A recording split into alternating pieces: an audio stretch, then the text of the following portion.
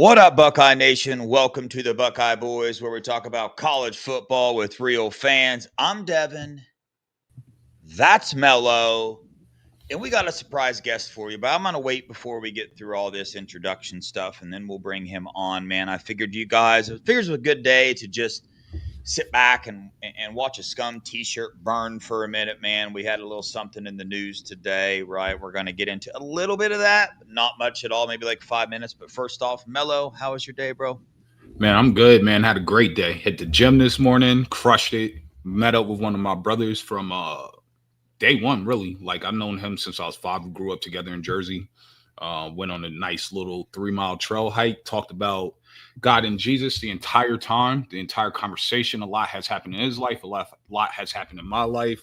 So we got to talking about that, got to talking about scripture verses and everything. So it was a great day. And I mean, I see that fire hat you got on. Yeah. Little new hat, man. You guys know, not really my style hat, but it is now, dude, because I love it. This is kind of like the red one I was looking for, except the red one had no stripe down the middle, and it Hmm. just was red with a bunch of Buckeye leaves. That That's looks like that's the the one helmet, I bro. wanted, man. But yeah, I like it, dude. I like it. It's pretty sick, man. I got a couple more I'll be wearing these next couple days, but on that note, man, we're gonna go. We've got a good show planned tonight. We've got a lot of Buckeye Boys awards that we're going to be handing out, the preseason ones.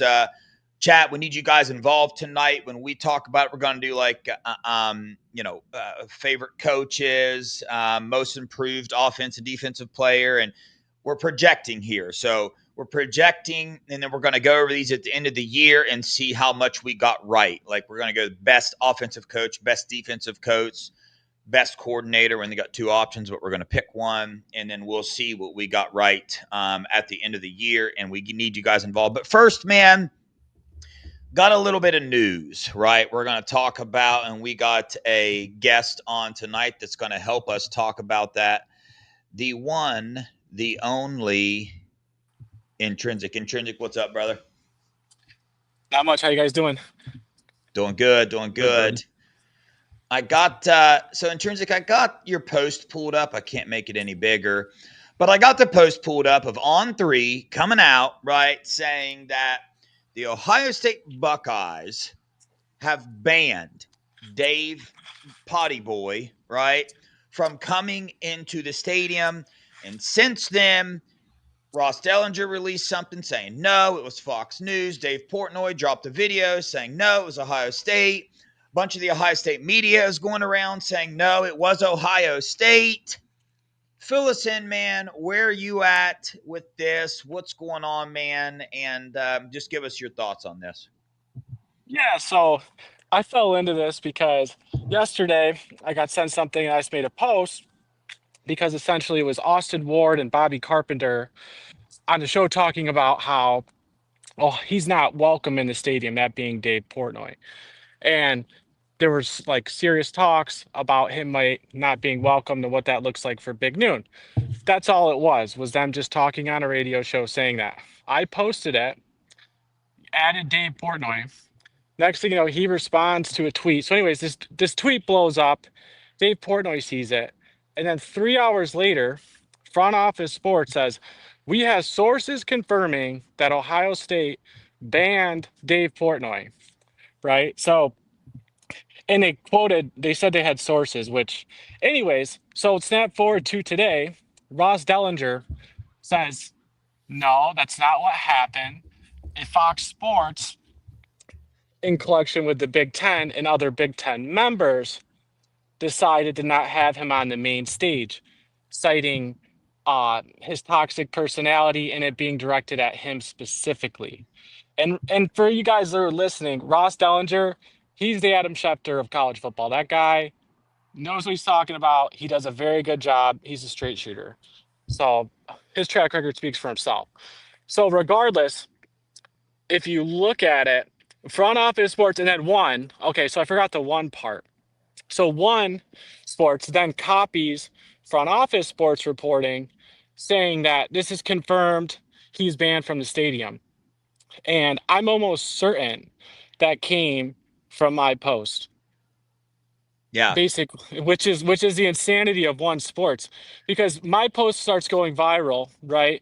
Next thing you know, front office sports says, I have sources. And by the way, this was repeated by some guy who was a former New York, he was a former journalist. He's no longer is. So this started spreading as like a rumor with sources. One sports picks it up and then tries to make Ohio State look bad, basically, which I don't even think it makes them look bad, but regardless, and it just turned into this rumor, and this whole thing blew up to the point where Ross Dellinger has to step in and say, hey, I've talked to both the Big Ten, I've talked to Ross Bjork. Ohio State itself issued a statement, and it's very clear that Ohio State, other Big Ten schools, he didn't list which one, but a collection of other Big Ten schools, and most importantly, the Big Ten itself and conference commissioner did not want him on the stage at these games. Yeah. Yeah. That's the video I saw. Right. So, I saw this play out. But first off, Mello, before I go into my little thing, give me your thoughts, bro. What's up?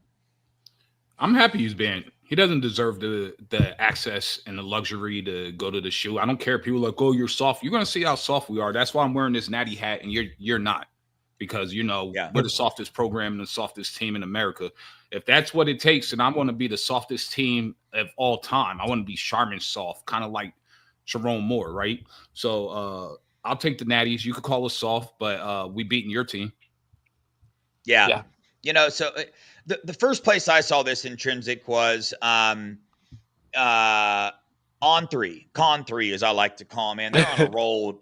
They're on a roll. Yesterday, they put Chris Henry Jr. on Flip Watch, and I blew them up. I went on their page, I went on their YouTube things, and I'm telling them, hey, you guys, grown men, need to stop lying about these guys. But anyway, so I saw them put that out, right? And I'm like, yo, what's going on here? Then I see Bobby Carpenter's show where he essentially said Ohio State banned him. Then I see him go on another show with another Ohio State guy, and they say, yeah, Ohio State doesn't want him in there. And then I watched the show with that reporter that you just said, what's his name? Ross Dellinger.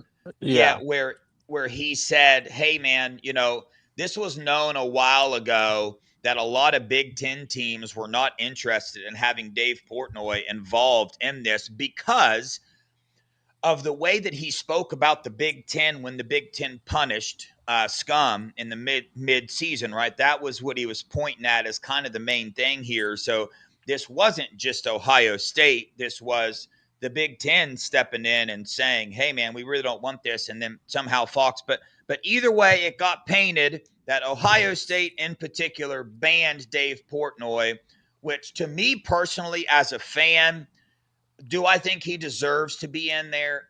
No. From what he talks and the lies that he spreads, the chaos that he spreads, and the misinformation, man. He just, you know how Twitter is like a not reality. It's kind of most of it is not reality. People just post random things on there, and they get a bunch of clicks, and like I do that on my own account, by the way, FYI, for people that read stuff sometimes and like, what the heck's going on? That's what Dave Portnoy thrives off of, that. And then Dave Portnoy comes on and does a video stating that he's known for a couple weeks now that he was not allowed in the horseshoe, but he just didn't want to ruin that friendship he had that new friendship with Fox Sports and cause this to be a big deal. And then he nags at Ross Bjork for coming out and saying it. Long story short, I do not believe that Ohio State in particular banned Dave Portnoy. I believe this was a decision that was made kind of above their head, but people are latching onto this, making it sound like, Ohio State is the one that did it. If I'm just being honest, if Ohio State did that, I'm not a huge fan of that. I don't think they need to do that, right? I think we let Dave Portnoy keep running around acting like an idiot, because if you have half a brain, you know that when that dude talks, I mean, he is simply one thing on his mind, and that is to farm engagement with the Ohio State, the largest fan base in the nation. That's what he's going to do. He'll do and say whatever. So I think he came out and blatantly lied and said, when he said Ohio State banned him. But what are your thoughts, Intrinsic? Do you think this was the Big Ten / Fox Sports saying, hey, we just don't want a part of it? Or do you think Ohio State came in and said, hey, no, you're not allowed to be a part of this? I think it was a culmination of everything. Okay, so Yeah. to my understanding, hearing Austin Ward mention this, he's not welcome in Ohio Stadium, and that dates back. So that dates back to all the stuff he pulled. You gotta understand this guy was accusing Ryan Day's brother. He said that he has, he did the whole Chris Balas thing about Ryan's Day's brother. He held protests. I mean, he does a whole monkey and circus show, basically attacking Ohio State, right? So he's just not welcome in the stadium. I think that was just a pressure that had already existed. And given how he is as a toxic person, if you really look at how toxic he is specifically, and it's a lot of the inflammatory comments he makes, I think a lot of Big Ten schools are like, I do not want this guy in my stadium. I do not want him on television representing my school, essentially. Not representing exactly, but being in front of the voice in front of my school. So I think it was a culmination of pressures. He also like went on a war on the Big Ten over the Connor Stallion stuff. He attacked the commissioner directly. He then went after the Big Ten. So I think Ohio State pressured him. I think probably Michigan State pressured him. I think most Big Ten schools are not happy with Dave Portnoy being on Big Noon for these games because it's not. If you look at his stuff, it's not kid friendly. It's not family friendly. He uses a lot of cursing, a lot of drinking. I mean, I think there's a lot of stuff that they just do not want him to be a part of it. And Ross Dellinger, so what I had posted probably an hour or two ago, Ross Dellinger said this is specifically about Dave Portnoy in his prior comments. And so I'd also ask you guys, if Ohio State has the power to basically dictate Fox Sports's Big Noon kickoff, wouldn't they have the power to get night games, right? Right. How is all of a sudden Yes. Ohio State so powerful and influential? I think they are a piece.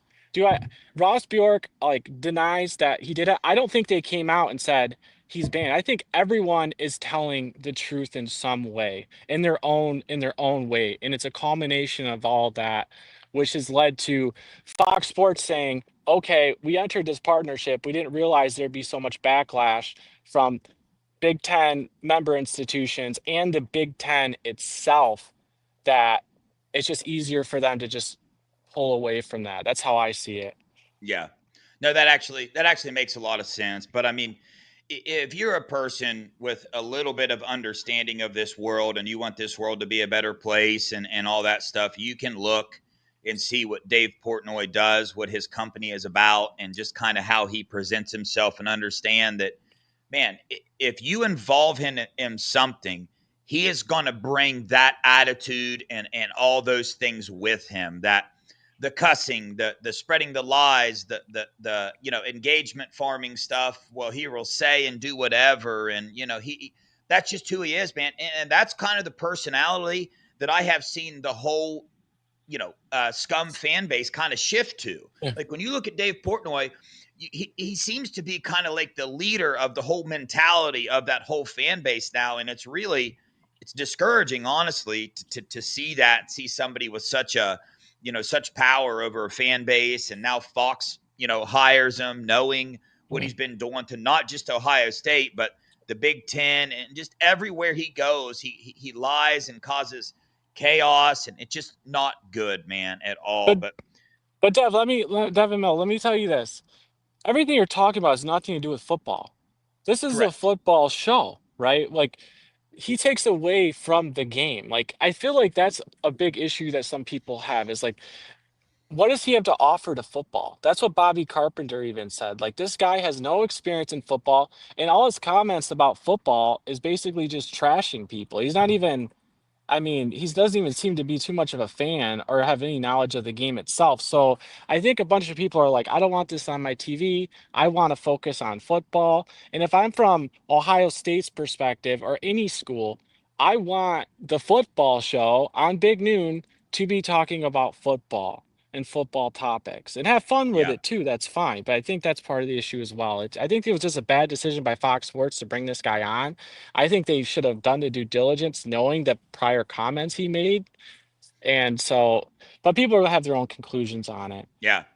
Now, that's a really good point, man. I probably should have started with saying that, but That's a very good point, man. Mello, anything you want to add to this subject, and we'll Brock let should have never Intrinsic. hired him. It was a knee-jerk reaction because of what ESPN was doing over there for Game Day. And they're still not going to compete with Game Day. Game Day just has the better personalities. Game Day has people that actually know the sport, no matter how annoying they may be. But to have Dave here, what is he, the pizza guy? He blows up pizza parlors. So I won't kill him too much because I'm going to be honest, he came to my local town where I grew up. And a family that I know that has a really good pizza shop there, he saved it after COVID. Like, he invested a lot of money in it. So I won't kill him too much because I know that family personally. But outside of that, he really offers nada to football. I mean, no one's going to watch it. Their numbers are going to keep plummeting. They should have went, if they were smart, they would have went and like bought Tebow out or go get somebody like that with a big personality that people love. Yeah. Yeah, no doubt, man. Intrinsic, any final words on this topic? Me and Miller are going to dive into some Ohio State football. Yeah, no, I'm looking forward to watching your guys' game. That's going to be the game of the week. So thanks for having me on. Yeah, I think everybody's telling a little bit of the truth in their own side of the story on this. I think at the end of the day, it's football season. Let's keep it to football. And I will be rooting for you guys. I always root for the Big Ten. So yeah, appreciate that, man. We're to it. You guys take care. Absolutely. Yeah, we're working on ways to get you back on. We'll have some other shows with you for sure. We appreciate you joining us, Intrinsic. Have a blessed day, brother. You too. Bye-bye. See ya. Later. Yeah, man. Sorry I keep swatting, man. There are these two gnats, dude, in my room, and I cannot stand gnats. And it's like when a gnat lands on something, it's so small. Like, I can't be smacking my laptop. You know what I mean? Or it lands on my drink. You can't smack your drink. So it's almost like you try to gently touch them, like it's on my screen right now. But you can't really, I can't get them, man. It's very annoying. So you have to ignore them. I don't think let it land on your person and then kill it. Yeah, and take a big old whack out of it. But yeah, we didn't want to spend too much time on that topic. It's annoying, man. They have, and Johnny Odom, a Michigan fan in the chat, said Texas by 50. What up, Johnny? Appreciate you joining. He's about to be disappointed on Saturday too. Yeah, probably. He's gonna be big time. Probably is. Yeah, definitely. Not probably. He is going to be disappointed. But let's dive into it, man. These Buckeyes. Coming up, Texas game. We got a list. We got these ideas of what we think about this team, what we think about what freshmen are going to contribute, what the linebackers are going to do. We have all these ideas, and you guys in the chat, you do as well, right? So we're going to go down that list and kind of organize our thoughts and our ideas right now. And at the end of the season, we'll see how good our preseason ideas end up, what the truth is. Because the truth is right now, nobody knows nothing. They just don't, man. We don't even know anything. They got to go do it on the field. We can think all we want, and we can have some pretty good ideas based off what certain people did last year. But this is a new year, all new everything, new teammates, new coordinators. We'll see what they're going to do. So let's dive into it. But before that, chat. The super chats are open, man. And also on our Buckeye Boys channel, become a member if you would. It's $1.99. If you watch us a lot, become a member. Again, anything that gets poured into this channel gets put right back out, man. So we want to be giving away more tickets and stuff. So any support you can do there by subscribing, sharing the video, commenting under the video on our Buckeye Boys channel. That helps us grow that channel a lot. And also, you guys already know the Scoop channel as well. Anything you can do to support them as well. But let's dive into it, Mello. Let's start with the coaches. Offensive side of the ball, chat, you're in on this too. At the end of the year, what offensive coach are you going to look at and say, man, that's the best offensive coach we have on staff right now? For me, it's B. Hartline. Dang, I didn't even include him in it. I included him in the coordinators, but that's a very, very good pick. Yeah. Very good pick. Yeah, no doubt. I got Coach Locke, man. I got Coach Locke. I think going from Travion Henderson to Quinshon Judkins, people are kind of expecting like this big drop off, as quite frankly, we probably should, right? Those are 2 first round, second round, and the second round draft picks, but we know that's first round talent running backs right there, 2 of them. Okay. But we got James Peoples and CJ Donaldson. I think they're going to surprise a lot of people. You got anything to add to that? And we'll go to the defensive side of the ball. If I'm going to take Brian Hartline out of the coordinator position, I'm going to take Tyler Bowen, because I think we're going to have the best offensive line in the country. I think people are going to find out when they neutralize Texas's front seven because they're so big on Texas front seven. I think that's when people are going to realize like this O-line is legit. And so if I'm taking Hartline out of the equation, I'm taking Tyler Bowen. But also don't forget about Bo Jackson. He's going to do some good stuff this year too. Yeah.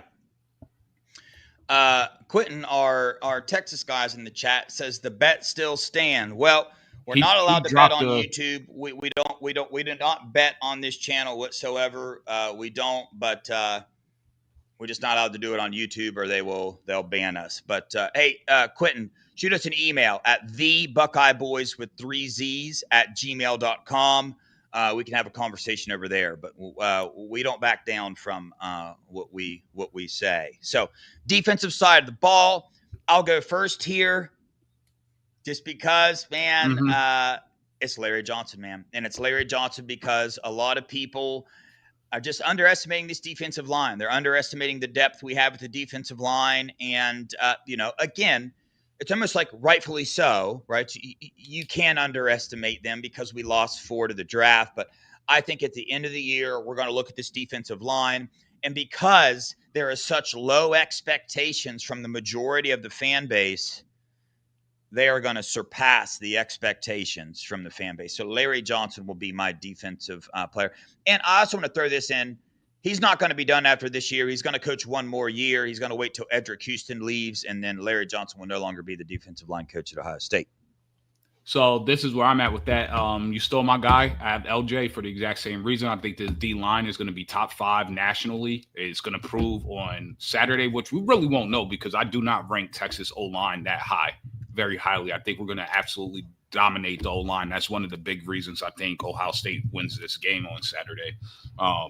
Just because people don't, or they're not paying attention and they don't know what is on the D-line doesn't mean that the D-line is not exceptional.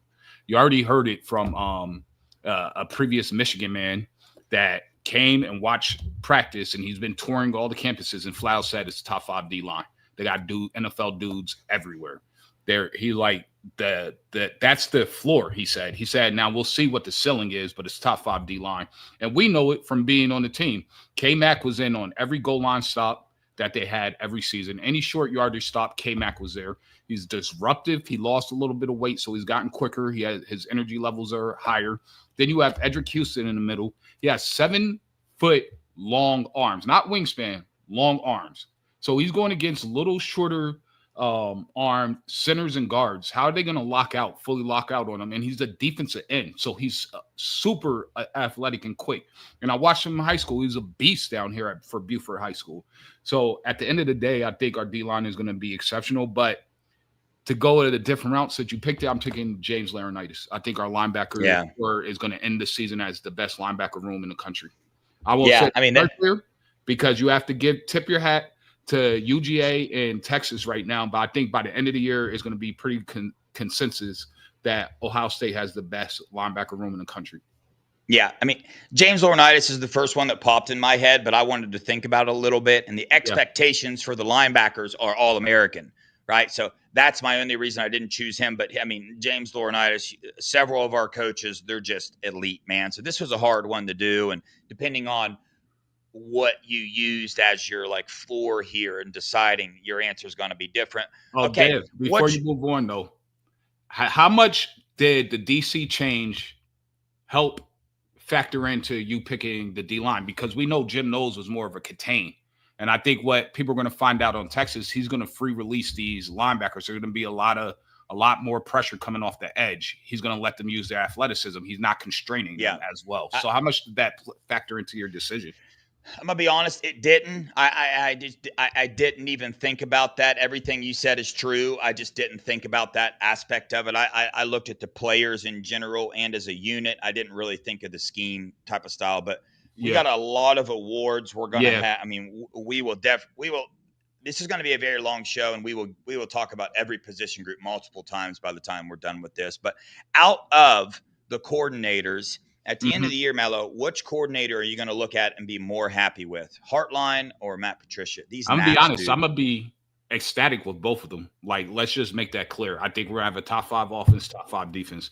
But with that being said, I think a lot of people are sleeping on this defense. So I absolutely have to lean on Matty Patricia. as being the top coordinator on the team because I think the defense is going to be ridiculously elite. Yeah. Man, I chose Matty P too. I just think at the end of the year, we're going to look at this defense and we're going to say, hey, it exceeded our expectations. And that's just, it's really kind of unfair how I do it because it's like I have those expectations for the offense already of just being the number one offense in the nation. So it's kind of hard to, but I think we're going to be very happy with, both coordinators. So let's get into the team, man.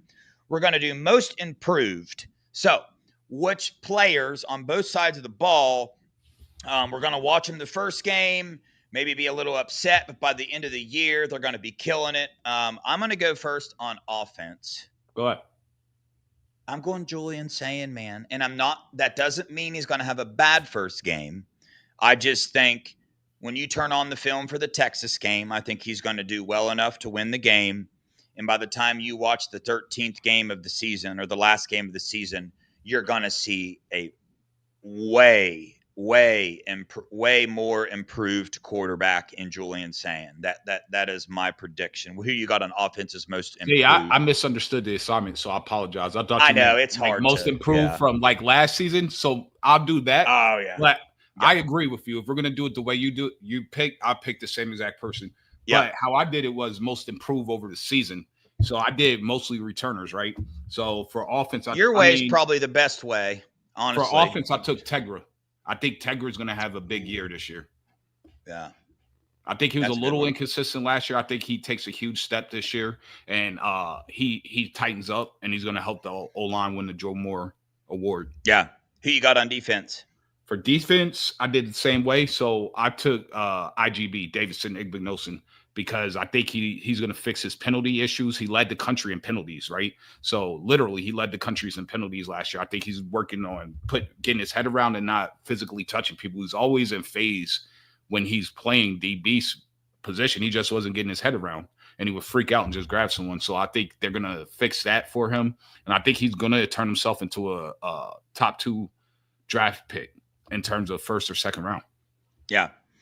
Honestly, the answer I picked can be done both ways. I picked Edric Houston, man. I think that last year, man, when I saw him play, there was a couple flashes, but he mainly just did his job as a freshman, and that heightened how people looked at him because they knew he was a freshman, changing position groups, coming in, and simply just doing your job as a first-time freshman defensive tackle, previously defensive end, is a very, very high standard. So that being said, I think the first game, and even watching him last year, that we watch Edric Houston this year, I think by the end of the year, he is going to be another K-Mac when he's going to be making plays and he's going to stand out as a defensive tackle. And that is very, very hard to do as a defensive tackle.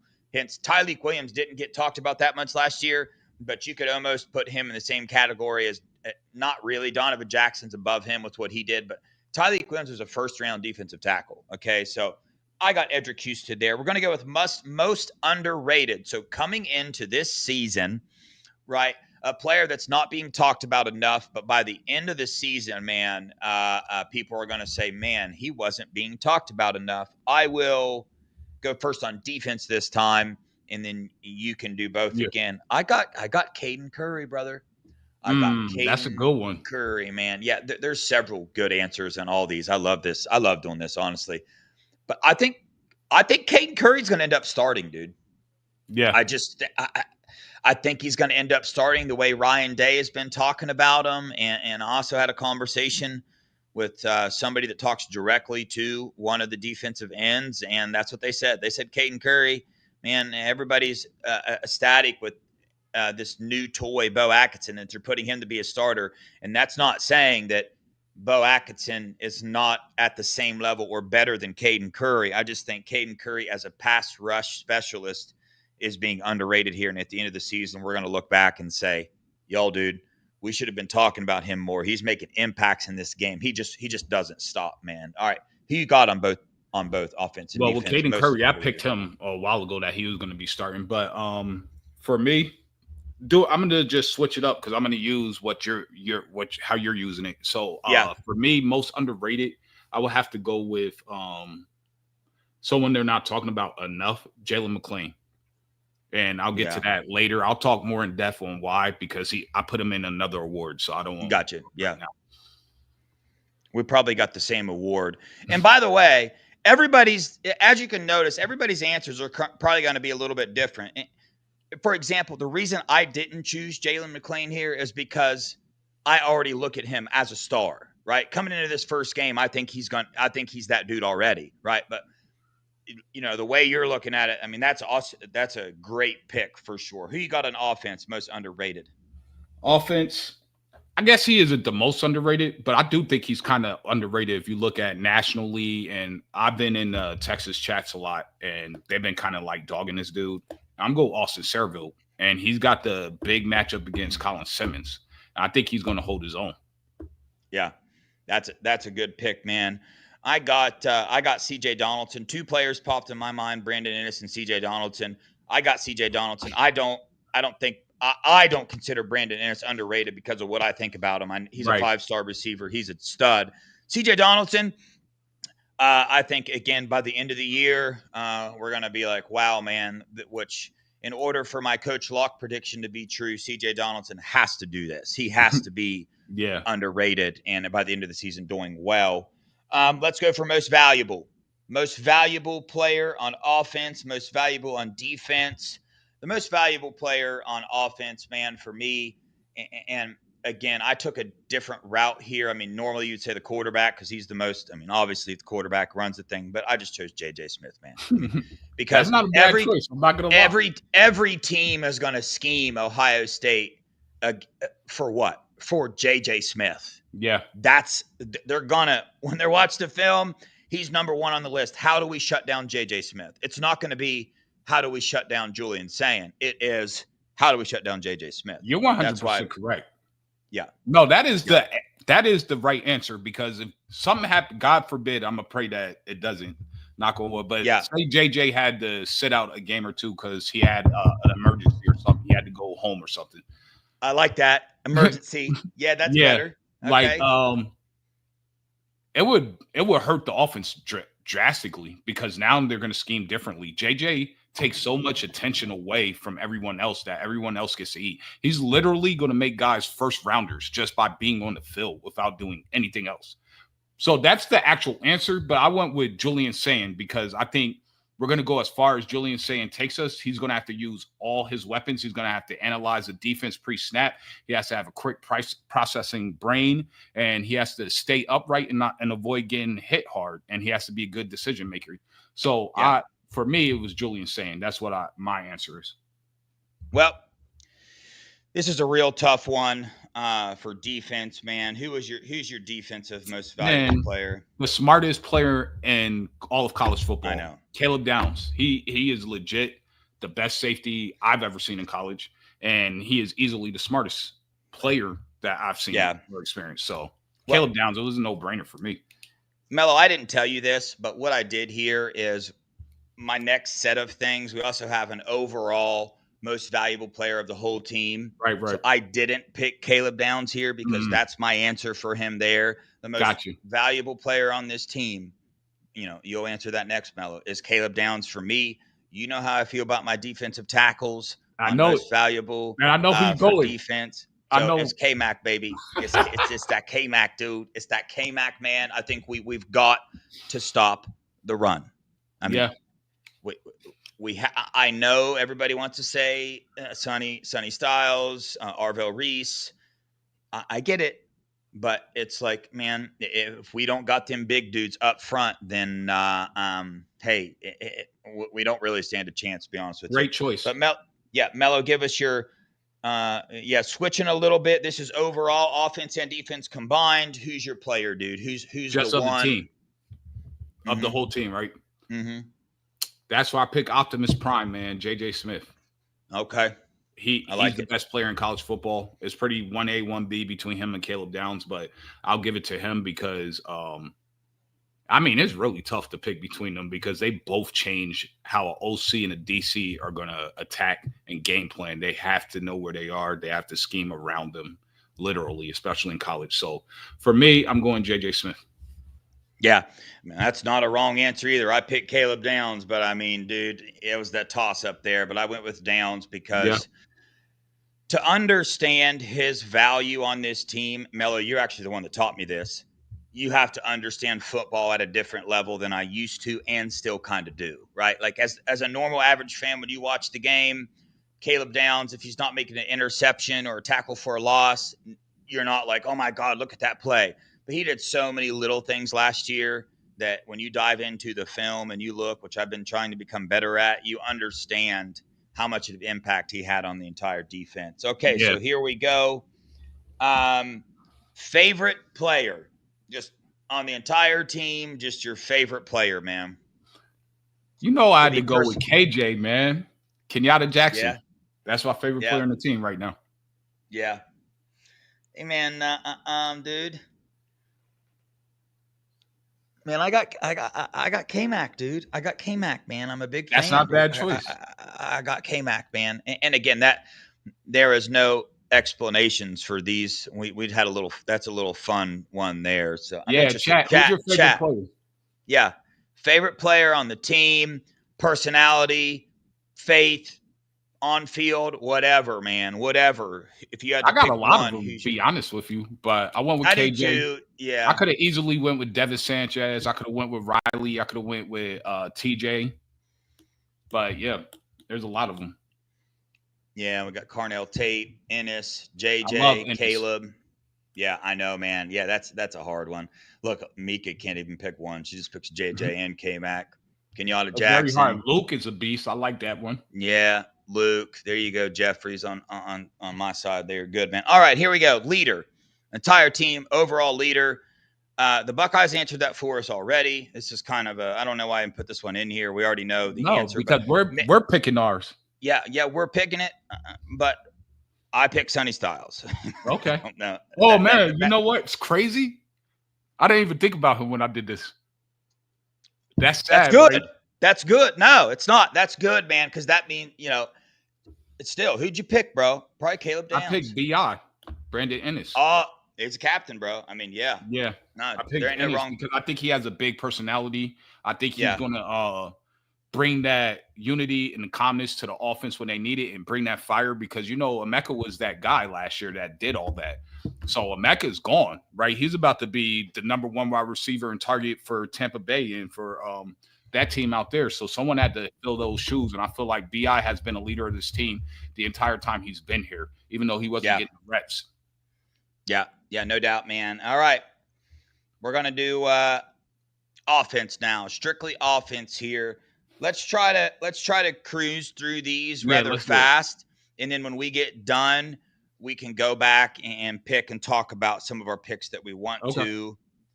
Receiving yards. You go first. BI. I just think he's going to get targeted more. I got JJ Smith with the most receiving yards. Most receptions, I have BI. Who you got for the most receptions? I have JJ. Max Clare. You got J. Okay. No, JJ. I don't think tight end's going to lead any of those stats. All right. Yards after the catch. Who you got? I got Carnell. I got Max Clare. Max Clare. Yards after the catch. Chat, you keeping up with us here? Good. All right. Rushing yards. Mello. James Peoples. James Peoples is my answer as well. Why'd I switch this? Reception touchdowns. Receiving touchdowns. Yeah, I got JJ. Yeah. I got Max Clare. Anyway. Rushing touchdowns. I actually got CJ here. Donaldson. Yep. That's who I picked to the bigger back, right? All-purpose yards. I got Brandon Ennis because he does kick returns, punt returns, and he's going to be a wide out. Nice. Now, if they don't use him in special teams, then obviously. Yeah. I got JJ. I think they're gonna figure out ways, and that's all on the offense. So I guess I'll explain that one real fast. Yeah. They're gonna find, because of the star that JJ is now, and they're gonna be scheming specifically against JJ this year. They're going to become super creative in how to get JJ the ball. Ryan Day said that today. that is known. So he's going to be getting the ball in his hands in so many different ways. Playmakers got to make plays. They can't make plays that are needed unless the ball is in their hands on offense. So I don't think I really CJ Donaldson. I picked him rushing TDs, the biggest back, man, the more powerful back with the size. The receptions, I got Brandon Ennis because it was a toss-up between Max Clare and Brandon Ennis, the slot receiver and the tight end. Those are your first-time quarterback's best friends there. Yeah, man, you got any explanation to do there? The reason I did see Yak, I was thinking BI or Max because of just what you said. And I think they're going to be creating separation more than the outside wide receivers, right? In terms of just receptions in general, I think they're going to feed JJ. And I think we have a savant back there at quarterback that has plenty of arm talent, that has a connection with JJ back to high school, dating back to high school. I think he's going to look for him a lot. Yeah. Okay, the Natural asked his own question. Who has the longest TD all year? You answered it for me. Yeah. Let me go. I'm gonna pick Mylan Graham and kick return. Here we go. Okay. Switching over to defense here, man. Sacks. KJ. Yep. KJ, sleep if you want to, ma'am. KJ, even though a little bit of a toss up there because of the scheme, we know that Arvell Reese and Sonny Styles are going to be getting after the QB. So I was real tempted to choose Reese on that one, honestly. Tackles. Sonny. Yeah. Sonny was number 2 last year, right? Cody Simon was number 1. Yeah. So yeah, I got Sonny for the tackles. Tackles for loss. This is where I went with. It was hard. I was going to go K-Mac, but then I'm like, KJ, I think KJ is going to have he's going to have over 12 sacks. So that's a lot. Those count as tackles for losses. So I went KJ. Oh, those do count as tackles for losses? Yeah. I didn't even know that. I picked Arvell Reese because he was my toss-up for the sack one, so I just split them both, right? Gotcha. Interceptions. This is where I had Jalen McClain. I think he's going to lead the team in interceptions. He's a ball hawk. He's fast. He's rangy. He's long. And he has great eyes, and he can dissect offenses pretty well. He's not level of Caleb Downs, but Caleb Downs is going to have so much other stuff to do that he's going to be responsible for that, I think. And people aren't going to throw his way, right? They're going to test. I think where they're going to test us is with Jalen McClain and Davison Igbinosun. Every quarterback knows Davison led the country, all the coaching staff in terms of pass interferences and penalties. So they're going to get tested more than Caleb Downs. Yeah. That is a very good pick, man. It was a toss up between him and Jermaine Matthews for me. Yeah. I chose Jermaine Matthews. I love it. I think he's going to end up being one of the best corners nationally that we see.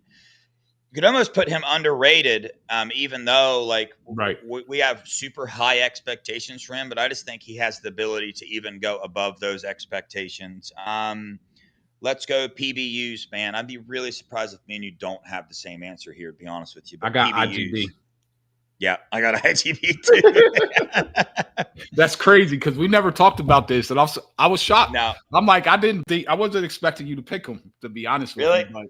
But I picked him because of the conversations me and you have had. You really opened my eyes to Iggy with Get Your Head Around. If you think about it, if that's what he focused on this year, then instead of those PIs, what's he going to get? Yeah. PBUs, right? Or possibly interceptions. Exactly. But he's a little bit physical. Iggy's not the type to me that goes for the interceptions. He had that one interception in the end zone against Penn State because it literally fell into his chest. He wasn't trying for the interception. He was just trying to don't let that dude catch the ball. I just think that's his style of play there, man. All right. We're down towards the end of the list. The 2025 class, or is it the 2024 class? Is that what we call it? The 2024 class? Yeah. The 2024 class was loaded with studs, man. Absolutely loaded. So who do you got? We're going to do the most impactful freshmen on offense and on defense. Chat, Need you to tune in here for sure. Matter of fact, Mello, let's let the chat answer a little bit before while we they do. answer, I want to hit what you were saying about Jermaine Matthews, All right. but you can let them know real quick, and then I'll hit it. Chat, let's start with most impactful freshman on offense. Go. It's on you. Mello's going to be talking while you guys put your answers in the chat. In terms of Jermaine Matthews, the reason I didn't put him down for most INTs, I don't think they're going to throw the ball his way that much. I think he's a pure shutdown corner, somewhat like what Devin Sanchez is going to be when he plays, right? So I think they're not going to test him that much. That's not the side you want to test. He's the strongest of the DBs right now. So you're going to go away from him. Yeah, no, that's a very good point, man. Mika has Bo Jackson as the most impactful freshman. Elite Sport Talking has Turbo on offense and Devin Sanchez on defense. Yeah, you guys can go ahead and put your defensive one in there too. You know we're going to do it. So yeah. I think maybe the chat might be behind. Not many people are answering the question, but Jeffrey got Jackson on there. The Natural pick Sanchez, and I'm just going to just straight up just tell you, you guys have picked both my picks so far. Mello, who you got on offense? Offense, I have Bo Jackson. Yep, me too. If you think about it, the next one you would pick would be what, Quincy Porter or Nate Roberts, and both those rooms are just loaded, right? Exactly.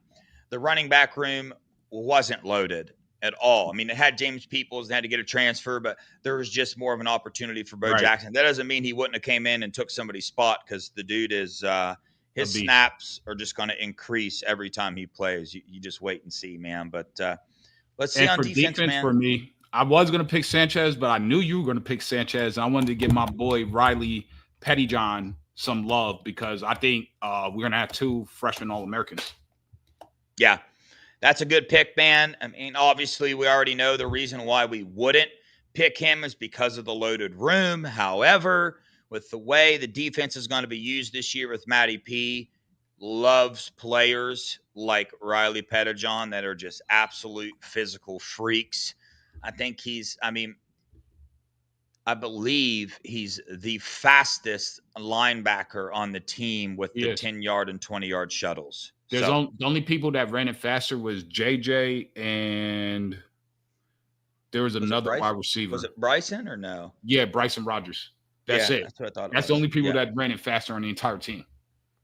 Bryson Rogers could have been an underrated one too, because everybody be talking about. He's going to play. I see a lot of people sleeping on him. He's the number 4 receiver. He's the number 4 receiver, guys. He's literally the backup slot to BI. He's going to play over Mylan Graham. I'm sorry to tell you that, but Mylan Graham is probably going to play more. He might be outside. Yeah, we'll see, but I totally agree with that, man. Bryson Rogers is going to be the number 4 receiver, and I don't think it's going to be that close to be. No. I just don't, man. I mean, Bryson Rogers played a lot last year. Bryson. Yeah. He is elite. Really, but yeah, I got Devin Sanchez, man. I think you look at our corner, you got Aaron Scott, and the other outside backup would be Devin Sanchez, and that's a battle right there on who's going to get in. And I think he's going to have a lot of playing time there. Mello, I wanted to kind of switch a little bit. Tomorrow, we're going to dive into Texas, talk about the matchups, their D-line versus our O-line, doing a little research on the Texas. Mello, I'm going to be calling you probably tomorrow and getting some names from you and your thoughts too. And we'll be a little more in tune there. Let's hit this real fast. Don't sleep on Jarquez Carter as an impact. If you guys watch the Buckeye Boys, man, I know we're not the only people, but if you watch the Buckeye Boys, you will know. You can go back and look before he ever signed in this class, when we knew the Buckeyes were after him. We went and watched his film, and we came on here literally that day because we were so excited when we watched his film and said, holy crap, dude, we need this kid. And then we had him on the show. Yeah, after that, we watched the film, right? But you don't really know the character of the person, because there's a lot of people that are talented. I grew up around some of the most talented people on God's green earth, seriously. And they didn't make it because they didn't make the right choices. They had character issues, family issues that led them astray, right? They had Satan and the devil working in their life. This kid was so impressive during this interview. I took the film, and what he was talking to us about, he did it in the car. He was just literally left the gym. You remember he pushed the show back because he's like, I got to work out. And it was like a random day. There was no reason for him to be working out. Second time in the gym that day. And we took the combination of both, and immediately I was like, yo, this kid is going to be special. Very special kid. Yeah, man. So he's big time friend of the Buckeye Boys. He's been on the show, I think 2 or 3 times, and we talk outside of the show quite a bit, not so much in season, but beforehand. And yeah, Mello said it perfectly. You watch the film, and then you see who he is as an individual, his support group around him. And what do you want your lineman? If you had to make a lineman in the lab, what would you want his number one favorite thing on this earth to be? Lifting weights. Yep. And that is Jarquez Carter. That's his favorite thing to do. He will tell you that. He is obsessed with the weight room. So, yeah, and Mello called him Baby Sap one time, man. And, he is. Yeah, dude. He got brought up by Larry Johnson and by Ryan Day. So multiple times. Man, yeah.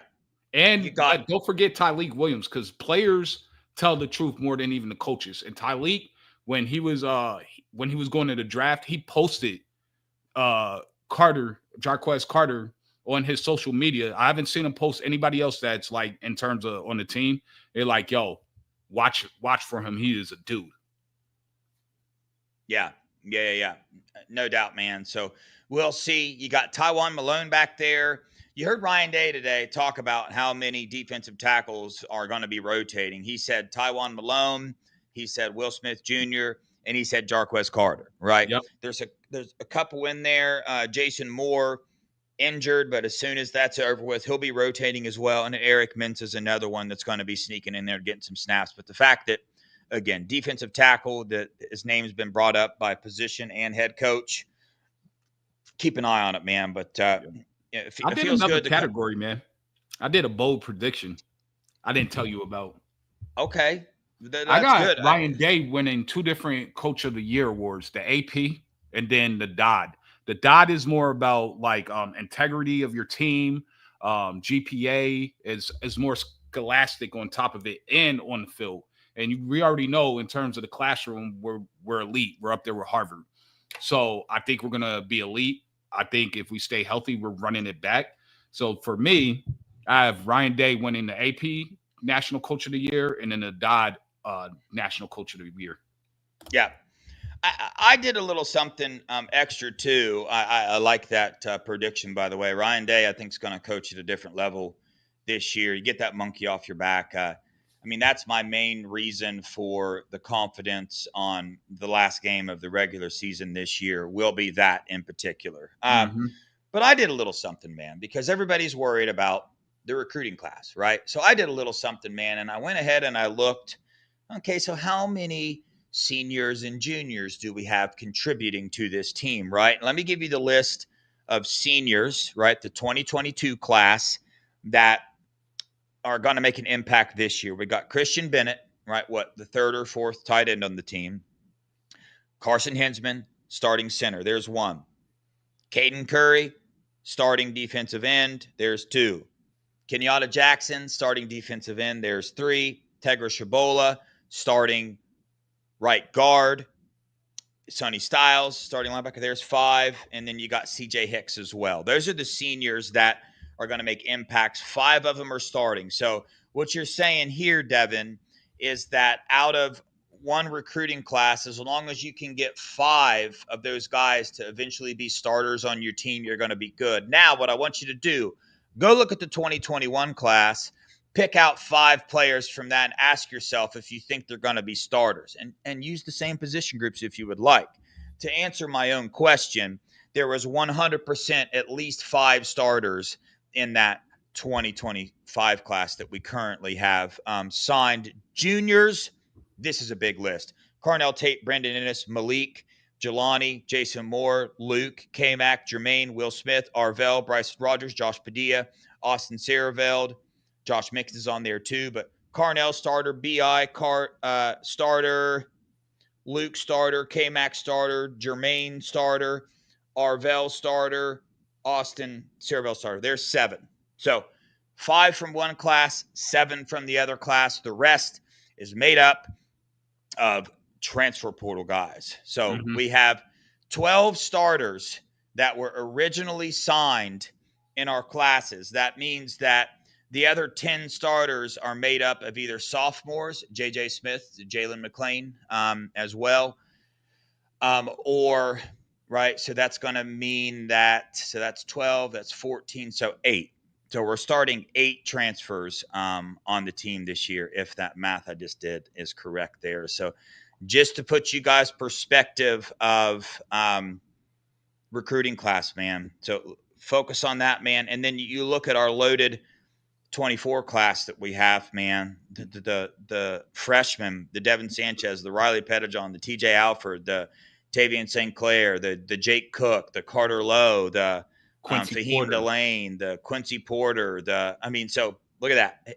Desi This is what Jones. teams are made of. So I'm just trying to give you guys a little bit of a perspective of, okay, when we're looking at a recruiting class and we're judging it, we need to judge it based off of how's it going to impact this team 3 or 4 years from now. So Epi. 3 years from now, when this class are juniors, are at least 5 to 7 of those guys going to start? If they are, and are they going to start and make the same impact that Carson, Caden, KJ, Tegra, and Sonny are going to? I am very confident that they will, possibly more. Then I think we can look at this class and say is a success and is living up to Ohio State standards. So, Mello, you got anything to add to Yeah, that? you said it perfectly. There's a lot of people that are sleeping on this class. They're sleeping on the current class. People you guys watch, you like. I think they're just ignorant and they don't really know ball, and they have you guys bamboozled because they have good ambiance and they might speak properly for you guys, but they really don't know ball. And just listen to them, keep listening, and then watch what happens on the field, and you'll see like what they're saying never adds up because they're just kind of doing like Wiltfong does and these other guys. They just throw stuff at the wall and see what sticks. But I wanted to bring this up. Okay, hey, real fast, Yeah, just to finish that out real fast. yeah, go ahead. It's real easy to just throw stuff out there about recruiting classes because think about it. I mean, once the season starts, once the Texas game is played, everybody forgets what everybody said about the recruiting class. And Exactly. when's the next time we're going to talk about this recruiting class? Probably when they're sophomores or juniors. So that's 2 years. Are you going to remember something a show said from 2 to 3 years ago about a recruiting class? No, you're not. So people know that. It's real easy to throw out, hey, man, this recruiting class sucks. Hey, oh, my God, what is Ohio State doing? It's real easy to do that, right? And I'm just saying, do Yeah. I have an inkling of concern about what the Buckeyes will do? Yes, I do. How much is it? I mean, it is so minimal, it's not even funny. I am very happy with this recruiting class. But, Mello, yeah, what you got there? So AKA Mr. Lance poses a great question. How many games into the season before an opposing team's offensive line gets called for holding? That stat was so glaring last year, it wasn't funny. Agreed. And me and Dev saw it personally at the Rose Bowl. They were holding like crazy. They could have called holding almost every play against us. But I mean, at the same time, I'm wondering, were the refs like just having a heart for the Quacks because they were getting bludgeoned so badly? But at the end of the day, you got to call the game like you called it. And if you look at Texas's first touchdown pass to Jaden Blue, Kelvin Banks literally had KJ by the neck with a clothesline. And I'm not complaining about it. I just hear Texas like, well, you guys held Colin Simmons the whole game. You were holding too. And the refs called it perfectly. If you're not going to call it one way, don't call it the other way. Just let them play out. Now, if they were throwing flags on Texas for doing it, then you have something to complain and a gripe about. But they didn't throw flags either way. And you scored literally a touchdown off of it. We didn't score off of any holdings or penalties. Yeah. This is how you can judge that based off. So we know, what is the national media's overall perspective of Ohio State? Very few hype them up. Very few have too many good things to say about them. I would say for the most part, man, I mean, this is fan or no fan, this is how I look at it. When you're the most successful college football program, you're also going to have the most haters. The only way you can have the most haters is if you are the best. second and third best, you're not going to have the most haters. Why? Because you're the second and third best. And listen, maybe I'm just completely blinded, but I say that with like no Buckeye scarlet glasses on. But the winning percentage in the last 20 years doesn't lie. This isn't my opinion. That's what it shows. And because of that, there's this overall Paul Finney ball with man, they're going to be hung over from the national, all that stuff. Like, man, what? Come on, give me something else. What's your other reasoning why Texas is going to blow us out? Give us something actually football related other than the natty hangover, because we can look at Georgia and say, well, they didn't have one. What's going on here, Paul Finney? So what I mean, I was setting it up to say this. At the end of the year last year, the national media was talking about the lack of holding calls against Ohio State. That should tell you all you need to know. They during the streams, they were like, I remember when the holding call got called in Texas, they were like, you're never going to believe it. Guess what just got called? And it was pretty wild. To Mello, what you got there, and we got to wrap. Man, I want to hit Paul Feinbaum. I like that you brought him up. So for me, for Paul to say they're not hungry, then Paul, you're oblivious. You need to pay attention outside of just the SEC, because the first thing this team did was take down anything national championship related. That should tell you that they're super focused. We got Caleb Downs. You should know he played in SEC. You predicted him to go to UGA. I knew he was never going there. They did his family too dirty for so long. There was not a chance in hell he was going there. So you hate the Big Ten so much, and you hate Ohio State. You self-proclaimed this out of your mouth, that you're sitting here talking some trash that you don't know about. This team is super hungry. We have recruits that come on that have visited UGA. One committed to UGA, by the way, but that's because Ohio State pretty much rescinded his offer. He wanted to be a Buckeye, and that one had nothing to do with NIL. They've been to Texas, been to Oregon practices, and they all said the same thing.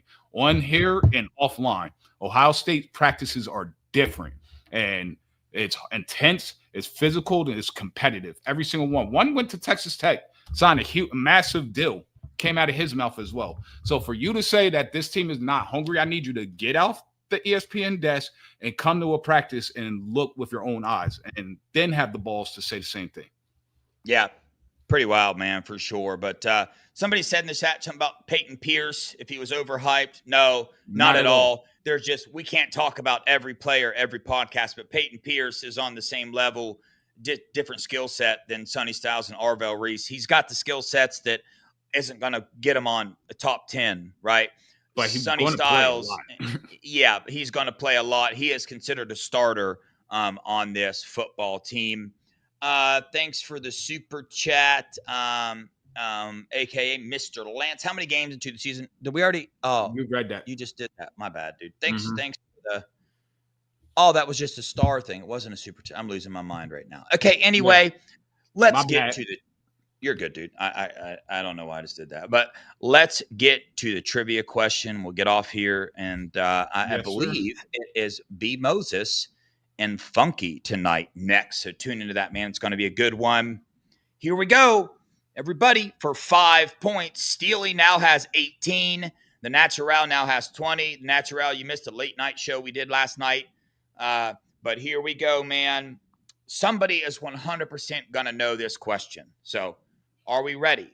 Is everybody ready? 4, 5 points. Who is the only receiver in the last 25 years to lead Ohio State in scoring?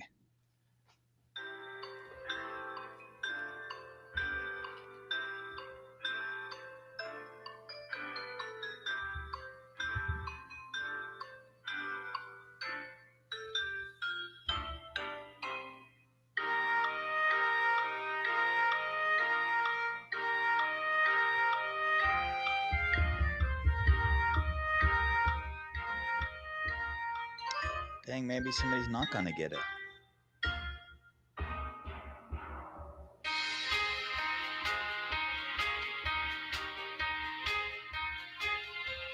I don't see it yet.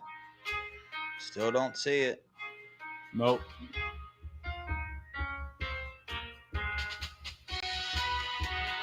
No. No.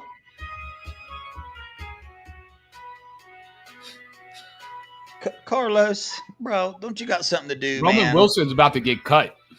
By the way, Yeah. he's trash. Dang, ain't nobody gonna get it, man. Nope. I gotta find a different question. Dang, guys, you let me down on that one, honestly. I Who thought was for it? sure you were I getting think I got an idea, but who was it? It's Paris Campbell. Okay. Paris Campbell.